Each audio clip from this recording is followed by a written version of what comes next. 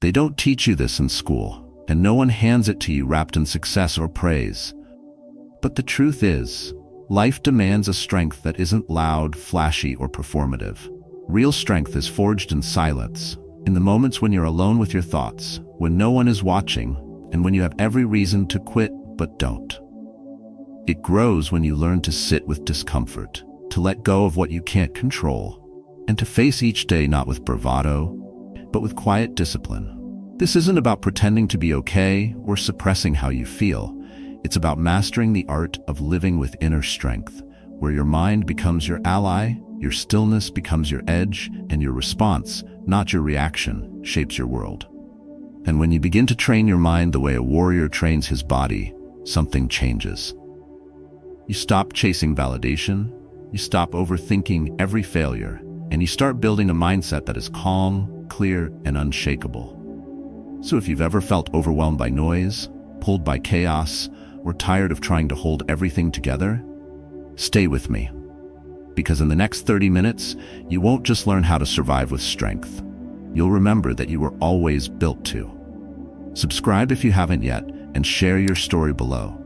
This path is yours, but you're not walking it alone. 1. Learn to stand alone without feeling lonely. There is a quiet kind of strength that most people never talk about. It isn't the kind that gets praised in boardrooms or celebrated in social gatherings. It's the kind you discover when the noise fades, when the doors close, and when you sit with yourself long enough to realize you are not missing anyone. You are simply returning to someone. You. Mastering the art of living with inner strength begins right here, in the solitude that doesn't scream but teaches.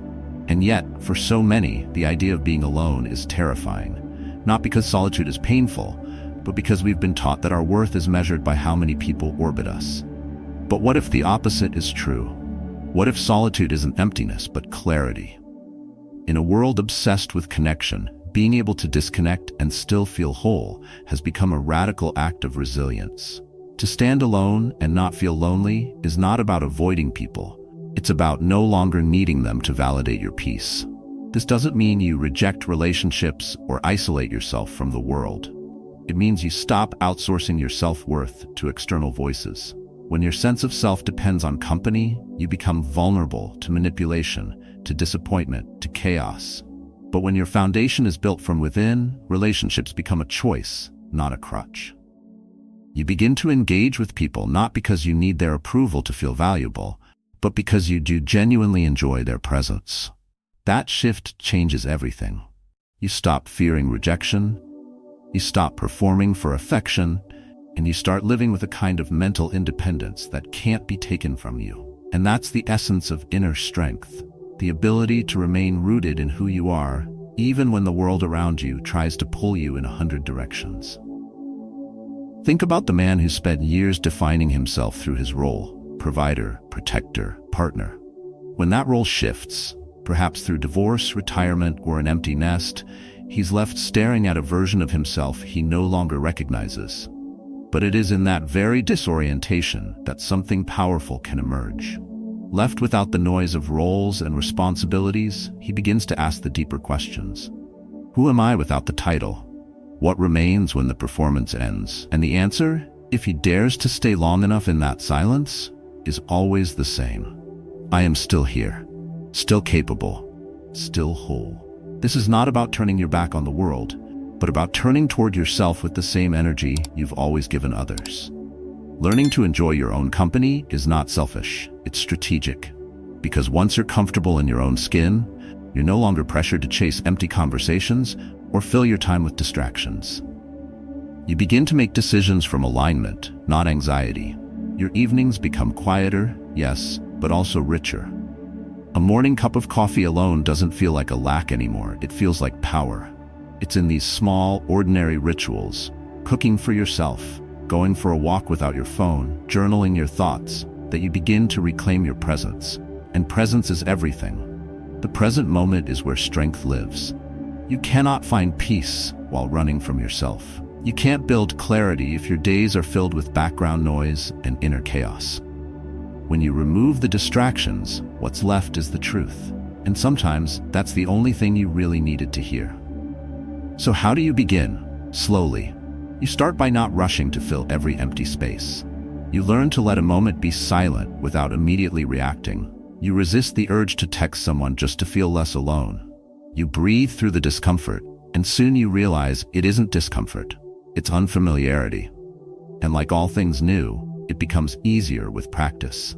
Over time, solitude stops being a void and starts becoming a mirror. And when you begin to see yourself clearly again, not as a role or expectation, but as a being with depth, curiosity, and resilience, you stop fearing aloneness altogether. The world may tell you to stay connected, to always be available, to fear missing out. But those who live with inner strength know a different truth. Sometimes the most powerful connection you'll ever make is the one with your own silence. Because in that silence, you hear the call of your real voice, not the one that pleases, not the one that performs, but the one that simply is.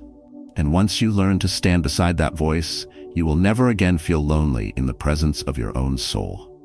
2. Detach from what you can't control. There's a subtle shift that happens the moment you stop gripping the wheel of everything around you and begin turning inward to guide yourself instead.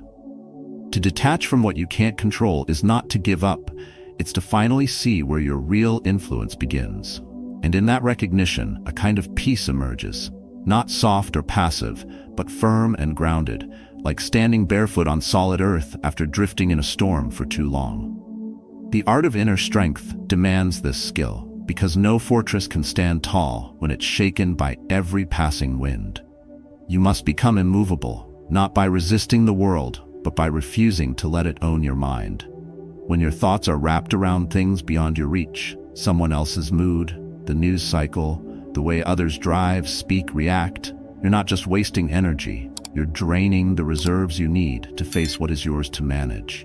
Every minute spent trying to change something external is a minute lost in building what is internal. And slowly, that mental leakage becomes emotional fatigue, the kind that wears down your resilience, dulls your focus, and makes the world feel heavier than it is. But detachment is not indifference. It is clarity. It's looking at the chaos and calmly saying, that's not mine to carry. This is not easy, because modern life conditions us to believe that everything should be under control. Our schedules, our relationships, even other people's reactions. The truth is far more humbling. The only thing truly under your control is how you choose to respond. And if you spend your days reacting to what's outside of you, then by default, you've handed over your emotional stability to circumstances. But once you reclaim your focus, you begin to understand that detachment is an act of self-respect.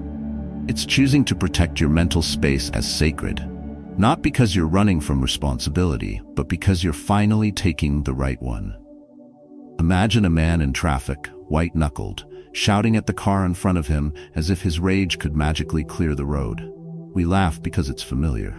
But scale that up. We do the same in relationships, at work, in politics. We rage against what we cannot shift, and that rage becomes our prison. Stoicism offers the key not by numbing the emotion, but by refocusing it. Instead of asking, why is this happening to me? A stronger question emerges. Is this within my command? If not, breathe, step back, redirect. Your emotional clarity depends on it. In practicing detachment, you begin to develop an unshakable mindset, not because nothing touches you, but because you no longer give everything the power to shake you. You listen, but don't absorb. You care, but you don't cling. And slowly, you replace the exhausting need to manage the uncontrollable with a calm discipline to master your reactions. This doesn't make you cold, it makes it clear. You stop picking up every emotional burden thrown at you. You stop letting every change of wind reroute your course. And in doing so, you become like a lighthouse, still, steady, bright, even when the storm comes close. There will always be things outside your command. People will speak without thinking, the market will shift without warning, life will surprise you without asking. But none of those have the power to uproot you, unless you grant them access. So the practice begins with awareness. When you feel yourself spiraling into stress or frustration, pause and ask, is this something I can shape or something I need to release? That single question has the power to change your day and, in repetition, your life. Because when your mind is no longer hijacked by what's out of reach, it finally begins to focus on what matters, what's within. And here's where inner strength is built, not in grand declarations, but in small decisions. Choosing not to argue with someone who won't hear you. Choosing not to replay the past you can't rewrite. Choosing not to chase closure where none will come. In each of these, you reclaim your peace. Not because the world changed, but because you did. You stopped tying your well-being to unpredictable tides. You dropped the illusion that control equals power, and discovered that real power is presence, not in controlling others, but in mastering yourself. So, detachment isn't about stepping away from life. It's about stepping back into it, without carrying every wound, worry, or wave as if it were part of your identity. It's about walking lighter because you've stopped dragging the weight of things that were never yours. And from that lightness, strength rises. Not loud, not dramatic, but unwavering. And when the world expects you to crumble under pressure, you simply do what the Stoics taught. You return to yourself. You remember what you can command. You act on it. And you let the rest go. Not with bitterness, but with grace. Because in the end, freedom doesn't come from conquering everything around you. It comes from no longer needing to. 3. Turn your pain into power. Pain has a strange way of showing up uninvited, sometimes quiet, sometimes violent, but always disruptive. It rarely knocks politely. It breaks in through the side door, often when you least expect it, and makes a mess of everything you thought was certain. And yet, within that wreckage lies something sacred. A hidden reservoir of strength that only reveals itself when everything else has been stripped away. To turn your pain into power isn't to erase the wound. It's to rebuild around it, stronger, sharper, more conscious than before. We're taught to avoid pain, to patch it quickly, to numb it with distractions or pretend it doesn't exist. But unacknowledged pain doesn't dissolve, it ferments. It seeps into your thoughts, your relationships, your energy, and without realizing it, you begin to live in response to it, shrinking, hesitating, second-guessing your worth. That's why transformation doesn't begin when pain ends. It begins when you face it with eyes wide open and choose to make something out of it. Because while comfort may keep you safe, only discomfort shapes you into someone unshakable. Think of the father who loses his job at 52, not because of failure, but because the company downsizes. The fear, the shame, the sense of worthlessness crash in. He could spiral, and many do. But instead, he learns a new skill. He wakes earlier, studies longer, and builds something from scratch. Not for applause, but because something in him refused to be defined by what happened. That's the shift. Pain didn't break him. It burned away what was no longer serving him and forged something more focused in its place. When you've lived through real hurt, when someone leaves, when plans fall apart, when you sit alone with a silence so loud it echoes, it can feel like life has narrowed into a hallway with no door. But pain is not the end of the hallway. It's the pressure that builds the strength you didn't know you had. Muscles grow under tension, and so does the mind. Emotional resilience isn't born in peace. It's carved in chaos, in loss, in those long nights when you don't know who you're becoming yet, but refuse to collapse into bitterness.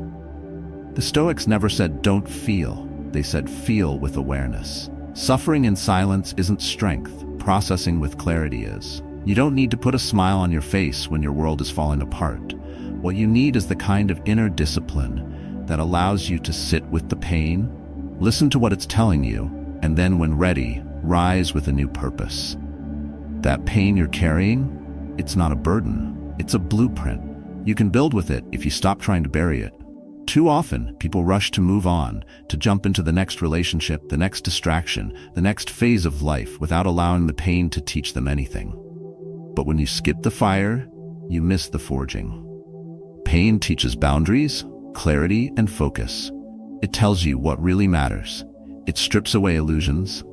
And in that rawness, you begin to rebuild not just a better version of your life, but a deeper version of yourself. One that isn't easily shaken, one that no longer needs to prove anything to anyone. There's power in looking back at what once broke you and realizing it no longer defines you. The betrayal that hollowed you out now serves as the reason you trust your gut. The failure that embarrassed you now sharpens your judgment. The loneliness that haunted you now makes your solitude sacred. You didn't just survive, you turned ashes into armor. And that armor isn't made to hide behind. It's there to remind you that your strength isn't theoretical, it's earned. So the next time pain arrives, because it will, don't flinch. Don't run. Let it speak. Let it sit at your table. Let it say what it came to say. Then look it in the eye and decide what you'll build from it. Because when pain knocks, you have a choice: to collapse under its weight, or to become someone who can carry it with grace and transform it into something quietly unstoppable. Your inner strength doesn't emerge when everything is perfect. It emerges when life dares you to keep going without a map. When you choose to breathe through the breaking. When you hold on to your dignity while the ground beneath you shifts. That's the kind of strength that lasts.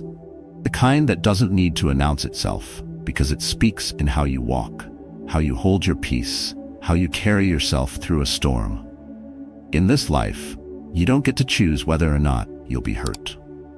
But you do get to choose what that hurt makes of you. You can wear it like chains, or you can weld it into armor.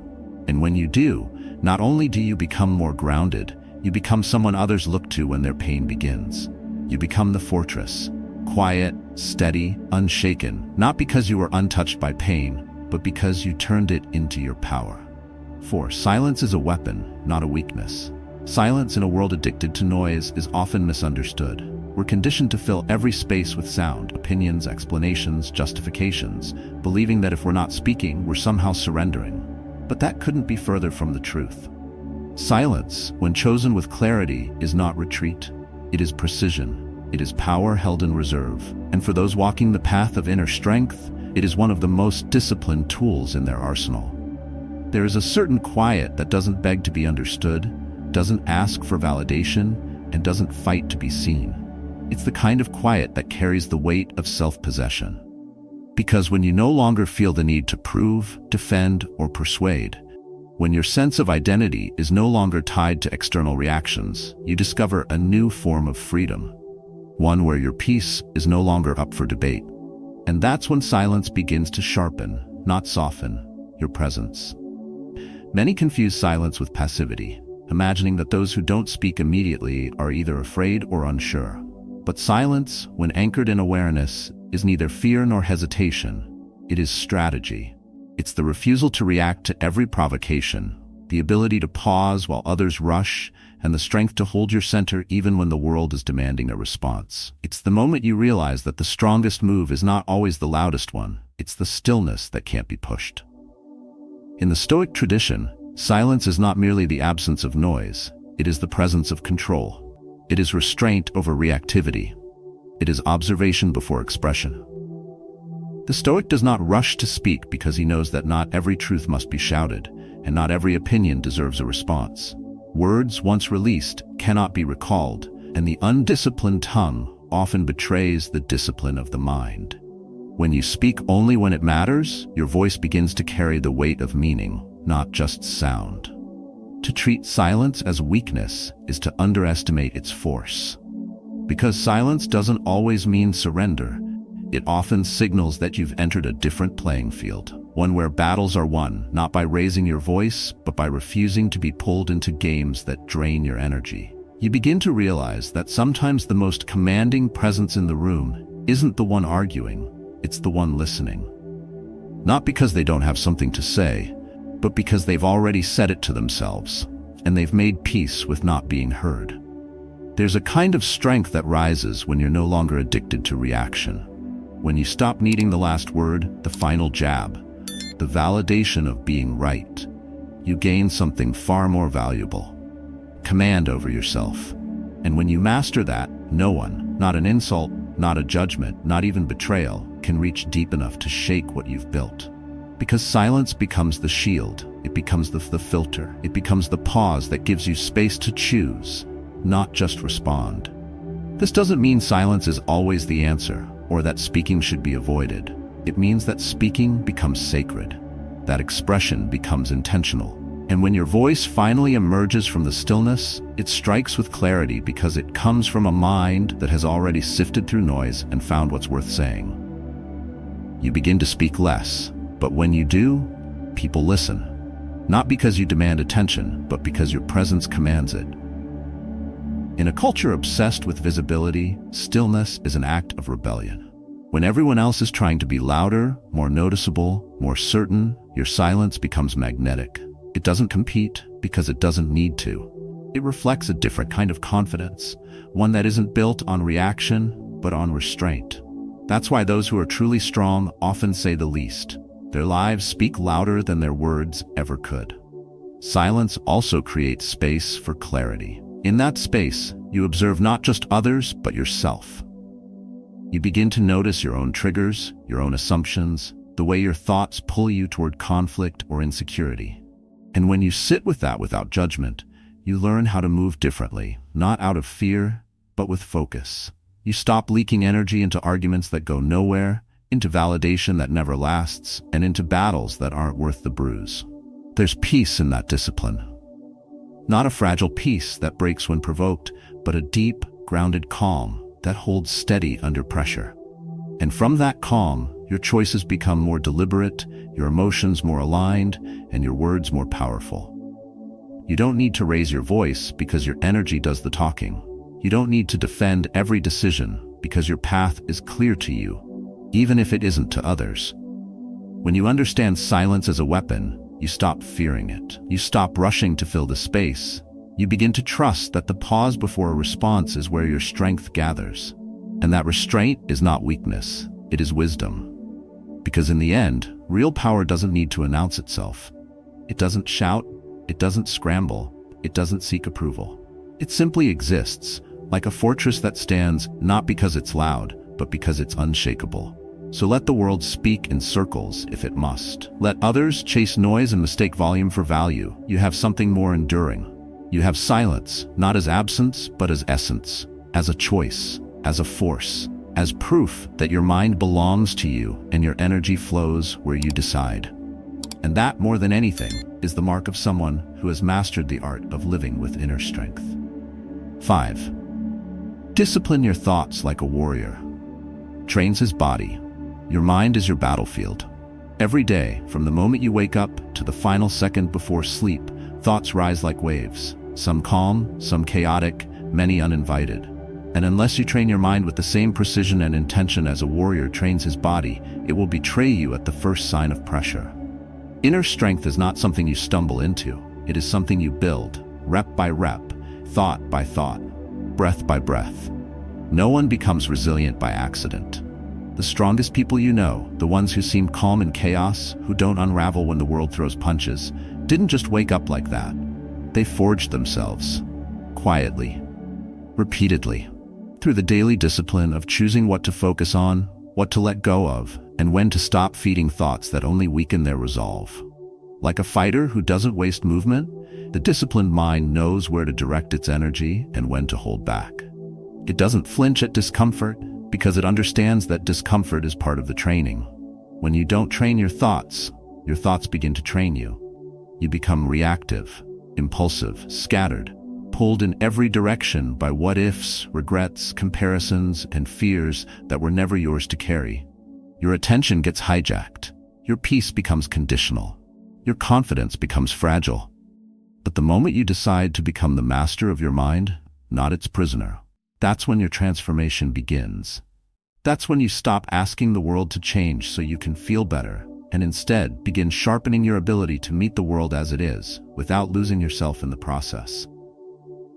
The Stoics knew that mental clarity was not a gift, it was a practice. They believed in cultivating emotional resilience, not through avoidance, but through observation. Through choosing stillness in moments of confusion. Through recognizing that the thoughts you entertain become the beliefs you build upon. And if your thoughts are undisciplined, your life will follow suit. A man who cannot hold a thought cannot hold a vision. And without vision, your strength dissolves into reaction, not direction. That's why your inner fortress must be built on conscious thinking, not default, not autopilot. Discipline starts the moment you wake up and resist the urge to scroll, the moment you choose to breathe instead of blame, the moment you pause before speaking just to ask yourself, is this thought feeding the person I'm becoming or draining him? This internal check-in, repeated quietly each day, is how you shift from survival to sovereignty, from existing to commanding. Let your thoughts undergo resistance training. That means you don't let them run wild in every direction, chasing every negative spiral or worst-case scenario. Instead, you sit with them. You strip away the drama. You examine whether this thought leads to clarity or confusion, to focus or distraction, to peace or panic. And when you spot one that weakens your foundation, you replace it, not with toxic positivity, but with a grounded perspective. You say, I can't control everything, but I can choose how I meet it. And then you act in alignment. This is not about suppressing emotion or pretending you're unaffected. It's about not letting your emotions lead. Emotions are valuable signals, but they're terrible drivers. When left unchecked, they steer your mind into dangerous terrain. But when observed with calm and patience, they become like weights in a gym, tools for building inner muscle. So you don't run from fear, but you don't bow to it either. You let it pass through you without becoming it. Training your mind also means knowing when to rest it. Mental discipline is not endless productivity or constant pressure. It's the courage to say no to overstimulation, to carve out stillness in a loud world, to disconnect so you can reconnect with what matters. Meditation, long walks, journaling, sitting in silence, these aren't luxuries. They're recalibrations. They're how you come back to center when life tries to pull you out of alignment. You wouldn't expect a soldier to go into battle sleep-deprived and unarmed. Why expect your mind to face the world without rest and reinforcement? This path of mental discipline will challenge you. You'll have days where your thoughts slip back into old patterns. You'll catch yourself reacting when you promised yourself you'd respond. You'll fail. But even in failure, there is growth. Because training is not perfection, it's presence. The act of returning to yourself again and again is the proof that you are no longer a passive passenger in your own mind. You are awake, aware, and committed to the kind of strength that doesn't shout, but endures. So when doubt creeps in, when criticism stings, when the future feels uncertain, don't wait for motivation to save you. Discipline your thoughts. Pull them back like a seasoned archer realigning his bow. Redirect your energy into thoughts that fortify you, not fracture you. And over time, like muscle formed under strain, your mental strength will become visible, not in what you say, but in how you stay calm when others collapse, how you keep moving when others freeze, how you lead yourself through storms without waiting for rescue. Because in the end, a trained mind is an untouchable mind. And when you build that thought by thought, day by day, you don't just survive this life, you command it. 6. Respond, don't react. The difference between reacting and responding is the difference between being a slave to your emotions and a master of your mind. When you react, you hand over control. You allow the outside world, its noise, its chaos, its insults, to dictate how you feel and what you do. But when you respond, you reclaim that control. You pause, you evaluate, you decide from a place of clarity, not chaos. This distinction, though subtle, is what separates the impulsive from the composed, the overwhelmed from the grounded, and the weak from the resilient.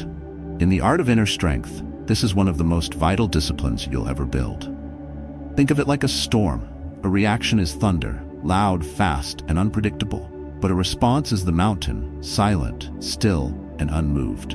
And in life, you'll face many storms. Someone will cut you off in traffic. A colleague might belittle you in front of others. Your partner may say something that hits where it hurts. The world offers endless invitations to lose your center, but the Stoic path teaches you to resist those invitations, not by repressing emotion, but by mastering it. This is not coldness, it's clarity. Real strength is not about appearing tough, it's about being deeply rooted. And you cannot be rooted if you are constantly being pulled and jerked by every external disturbance. You must build a buffer between stimulus and response, a sacred space of stillness, where your reason can breathe. That's where your power lives. That's where you decide with dignity how to act instead of letting anger or ego act for you. Because when you react without thinking, you give your power to the thing that provoked you. But when you respond with presence, you stay anchored in your own terms. Let's make it real. Imagine a father in his 50s sitting at the dinner table, and his adult son, frustrated with life, says something cruel, something personal. In the past, that father might have snapped back, raising his voice and feeding the fire. But this time, something's changed. He breathes. He lets the silence hold the tension for a moment. And instead of escalating, he says simply, "I hear you. Let's talk when we're both calm." That isn't weakness. That's a command. That's emotional strength in practice. Choosing not to be dragged into a moment that will only create regret. This choice is not always easy. You will feel the pull to retaliate, to prove your point, to win the moment. But what you win by reacting in anger is never worth what you lose. Your peace, your clarity, your inner footing. The truth is, every argument you avoid by staying calm is one less scar you'll carry. And every moment you choose a conscious response over a reckless reaction is a moment you train your mind like a warrior conditions his reflexes. With discipline, purpose, and pride. What you practice, you become. So if you practice snapping back, you become brittle. If you practice patience, you become unshakable. This isn't about suppressing your emotions, it's about tempering them like steel and fire. Stoicism doesn't ask you to feel nothing. It asks you to feel everything, but to master what you do with it.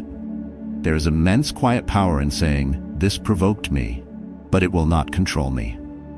And the beauty of this practice is that over time, it rewires how you see conflict.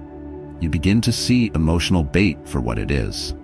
You begin to recognize that most provocations aren't personal, they're projections. That most angry people aren't strong, they're drowning. That responding with silence, or with a question instead of an accusation, is not surrender. It's a strategy. It's how you turn a moment that could break a bond into one that builds respect. You do not need to fight every battle. You do not need to correct every wrong, explain every thought, or defend every feeling. Sometimes the most powerful thing you can say is nothing. Sometimes the greatest response is presence, being so composed that the chaos around you cannot reach within. That kind of presence doesn't just protect your peace, it commands respect without needing to demand it. So the next time your emotions rise like a wave, don't ride it without direction. Observe it, let it crest, let it fall, then choose. That pause, that breath, that 1 second of mindful space is where your entire life changes direction. It is where the boy in you wants to lash out, but the man in you stands still. That moment is your training ground, your test, and your triumph. Not in the eyes of the world, but in the mirror you face every morning. In a world that equates loudness with strength, be the proof that stillness is stronger.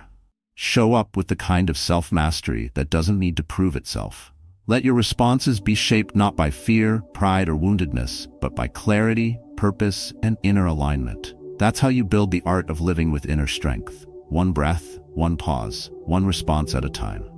7. Build your inner fortress daily. Not when crisis hits you. Don't sharpen your sword in the middle of the battle.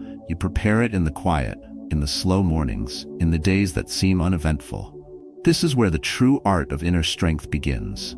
Not in the chaos, but in the calm that comes before it. Most people wait. They wait until the storm hits, until the relationship breaks, until the job is lost, until the ground beneath them gives way. Then, and only then, do they start looking inward, desperately searching for clarity, for resilience, for something steady to hold on to.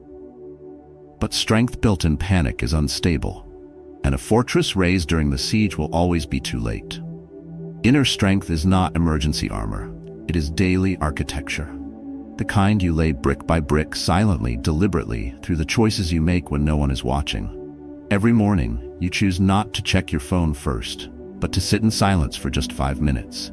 That is brick 1. Every time you reflect instead of reacting, speak only when your words hold weight, or spend your evening learning something instead of numbing yourself with noise. That is brick 2, 3, and 4.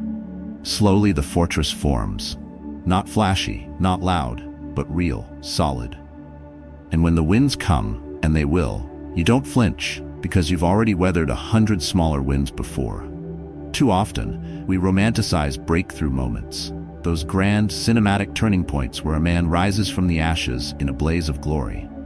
But what we overlook is that those moments are built on months, sometimes years, of silent discipline, of failing forward, of getting back up without applause, practicing mental resilience when no one else is even looking. That's how you train your mind like a warrior. That's how you cultivate emotional resilience. not as a reaction, but as a daily ritual. The world you live in will keep pulling you outward.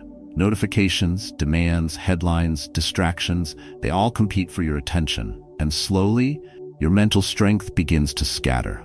The fortress weakens. That's why ritual matters. That's why your mornings matter.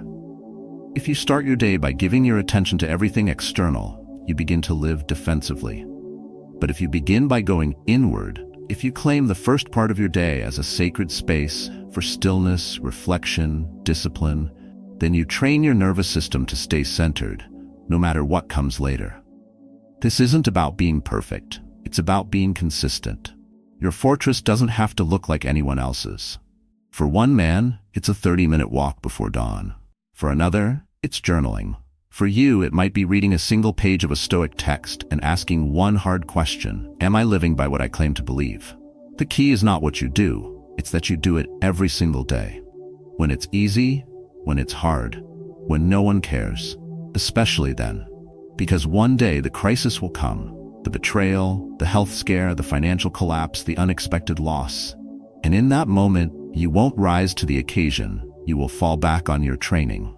That's what soldiers do. That's what the mentally strong do. And that's what you must do too. You cannot wait for hardship to begin building your strength. You must begin today, when the world is still quiet and the sky is still clear. This is how Stoicism becomes not just a philosophy, but a lifestyle. Not just a concept, but a code. You don't read Marcus Aurelius to sound smart. You read to him to stay sane when life becomes unrecognizable. You don't meditate to be trendy. You meditate so that when anxiety knocks at the door, you already know how to greet it without panic. You don't reflect on death to be morbid. You do it so you know how to live while you still have time. So the question is simple. Are you waiting for the next crisis to build your foundation, or are you building it now, quietly, daily, with intention? Because every moment you choose to discipline your thoughts, guard your peace, and protect your focus, you are laying stone upon stone. And when the storm does come, you won't need to scramble for shelter. You will already be home, inside the fortress you've built. Strength is not always loud. Sometimes it's a whisper, a quiet decision made behind closed doors, a breath taken before responding, a choice to stay grounded when chaos surrounds you. Inner strength doesn't demand attention, it simply endures. It's built not in a single act of heroism, but in the daily rituals no one sees. In the moments you train your mind, sharpen your discipline, and protect your peace like a fortress under construction, stone by stone, day by day. You don't have to wait for life to break you in order to begin. In fact, that's the point of Stoicism. It teaches you to live prepared, to detach from what you cannot control, to respond instead of react, to suffer well and grow from it, to find stillness and solitude, to reclaim your power by staying mentally untouchable, emotionally clear and anchored in purpose. And when you live this way, you no longer chase strength, you become it. So ask yourself, what's one habit you can begin today that would build your inner foundation? What thought will you no longer feed? What emotion will you master before it masters you? And if you've already walked through fire, what lesson will you carry forward to help someone else? If this video spoke to something real in you, share your story below. Not just for us, but for the next person reading the comments, quietly searching for the strength to begin. Because in the end, that's what Stoic living is. Not just surviving, but rising. And not by force, but through quiet, unshakable discipline.